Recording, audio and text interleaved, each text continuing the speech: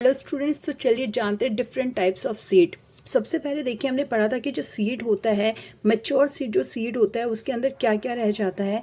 एक तो होता है सीड कोट जो कि इंटीग्यूमेंट से बना है, अब ये इंटीग्यूमेंट ड्राई हो जाता है और जो सीड कोट होती है वो हार्ड बन जाती है।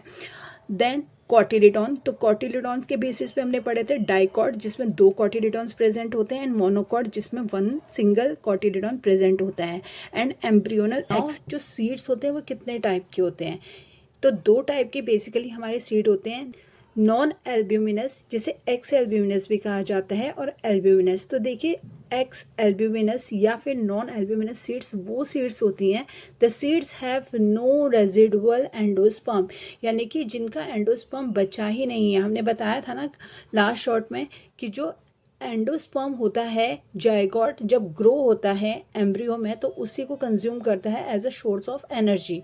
ठीक है, तो ऐसी सीड्स जिसमें अब बिल्कुल भी एंडोस्पर्म लेफ्ट ओवर नहीं है, वो कम्प्लीटली कंज्यूम हो गया है उसके एम्ब्रियो के द्वारा, तो उसे कहा जाता है एक्स एल्ब्यूमिनस या फिर non albuminous seed. So the examples of the albuminous seeds are pea, groundnut and leguminous, यानी कि जिनमें मोस्टली कौन से हैं, डाइकॉट हैं। ठीक है, तो डाइकॉट को क्या चाहिए, मोस्टली उनको दोनों कॉटिलिडॉन्स में एनर्जी स्टोर करके रखनी है, तो वो सारी की सारी एनर्जी वो कहाँ से लेते हैं, एंडोस्पर्म को कंज्यूम करके। तो जितने भी डाइकॉट्स हैं वो सारे आपके किस में आ जाएंगे, नॉन एल्ब्यूमिनस या एक्स एल्ब्यूमिनस में। नाउ एल्ब्यूमिनस, तो एल्ब्यूमिनस सीड्स मोस्टली कौन सी होती है, मोनोकॉट, जिसमें कि कुछ पार्ट एंडोस्पर्म का रह जाता है, वो पूरा का पूरा कंज्यूम नहीं हुआ है during the maturation of zygote into embryo. ठीक है, तो उसमें क्या हो जाएगा, हमारे पास कुछ पार्ट रिटेन रह जाएगा एम्ब्रियो सैक के अंदर एंडोस्पर्म का, तो इसीलिए उसको क्या कहा जाता है, एल्ब्यूमिनस। तो इसके एग्जाम्पल हो जाएंगे वीट, मेज, बार्ले। देखिए, अब कुछ सीड्स में क्या होता है, हमने पढ़ा था कि इंटीग्यूमेंट्स होती हैं, उसके बाद जो दूसरी प्रोटेक्टिव लेयर होती है वो होती है न्यूसिलस। ठीक है, लेकिन और जो इंटीग्यूमेंट्स होती हैं वो किस में मैच्योर हो जाती हैं, सीड कोट में मैच्योर हो जाती हैं। लेकिन कुछ सीड्स में क्या होता है, ये जो न्यूसिलस है ये रह जाता है, परसिस्ट कर जाता है, थोड़ा बहुत वहीं पे बच जाता है। तो ऐसे सीड्स, जिन सीड्स में क्या होता है, कुछ पार्ट न्यूसिलस का परसिस्ट कर गया, वहीं पे रह गया, ऐसे सीड्स को क्या कहा जाता है, पेरिस्पर्म। क्या कहा जाता है, पेरिस्पर्म। राइट, एग्जाम्पल जो बीट रूट है, ब्लैक पेपर है, ये एनसीईआरटी में आपका एग्जाम्पल है एंड इम्पॉर्टेंट है, तो पेरिस्पर्म के एग्जाम्पल आपको याद करने हैं। और दूसरी टर्म जो आपके उसमें आती है that is dormancy and viability.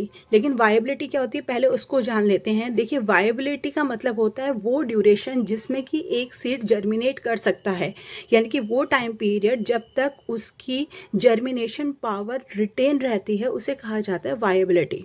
ठीक है, तो जैसे हम उसे फेवरेबल कंडीशंस प्रोवाइड करेंगे वो इजीली जर्मिनेट कर जाएगा वो सीड। तो अलग अलग स्पीशीज़ की जो वायबिलिटी होती है वो अलग अलग होती है, किसी की कुछ दिन होती है, किसी कुछ मंथ तक वो एक्टिव रहता है, और किसी में कुछ ईयर्स तक होती है। राइट, तो उस पीरियड को कहा जाता है वायबिलिटी, जब तक उसकी जर्मिनेशन पावर मेंटेन रहेगी। एक और टर्म होती है डोरमेंसी। तो डोरमेंसी का मतलब क्या है, यानी कि डोरमेंसी वो टाइम पीरियड होता है जिसमें सीड वायबल होने के बावजूद, यानी कि उसमें वायबिलिटी है, लेकिन एक पीरियड ऐसा आता है कि अगर हम उसे फेवरेबल कंडीशन प्रोवाइड कर रहे हैं तब भी वो जो सीड है वो जर्मिनेट नहीं कर पा रहा है। तो ऐसे पीरियड को हम क्या कहते हैं, डोरमेंसी पीरियड। और डोरमेंट, और ये किसकी वजह से होता है, ये होता है due to the deposition of some chemicals, तो इसी पीरियड को कहा जाता है dormancy. The seeds do not germination if it is viable, even if it is viable, यानी कि वाइएबल है वो, लेकिन फिर भी अभी इनएक्टिव है एक पर्टिकुलर पीरियड में, अगर हम उसे फेवरेबल कंडीशंस प्रोवाइड कर रहे हैं फिर भी वो ग्रो नहीं कर रहा है, तो वो होता है आपका डोरमेंसी।